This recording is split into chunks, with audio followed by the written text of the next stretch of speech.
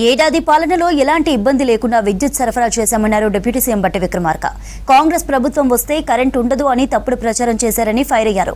రాష్ట్రంలో విద్యుత్ ఉత్పత్తి, పంపిణీపై హైదరాబాద్ లో పవర్ పాయింట్ ప్రెజెంటేషన్ ఇచ్చారు బట్టి. వచ్చే వేసవిని దృష్టిలో పెట్టుకుని డిమాండ్కు అనుగుణంగా విద్యుత్ సరఫరాకు ఏర్పాట్లు చేస్తున్నామని చెప్పారు.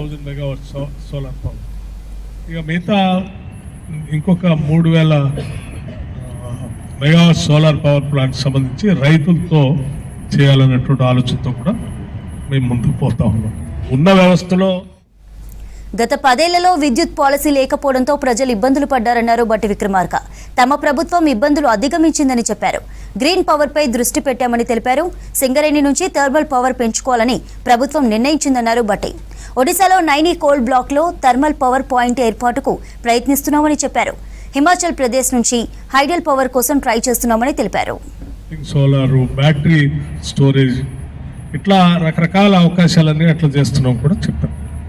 సో ఇవన్నీ చేసిన తర్వాత, ప్రొడక్షన్ అంతా చేసిన తర్వాత, మరి డిమాండ్ తగ్గట్టుగా ట్రాన్స్మిషన్ చేసేటప్పుడు, డిస్ట్రిబ్యూషన్ చేసేటప్పుడు ఎక్కడ ఓవర్లోడ్ అయిపోయి డిస్టర్బ్ కాకుండా ఉండటం కోసం దానికి సంబంధించి కూడా సమ్మర్ యాక్షన్ ప్లాన్ ఆల్రెడీ తయారు చేసి వాళ్ళు ఏమేమి అప్గ్రేడ్ చేసుకున్నారు, ఎట్లా ముందు పోతున్నారు అనేది కూడా తెచ్చు.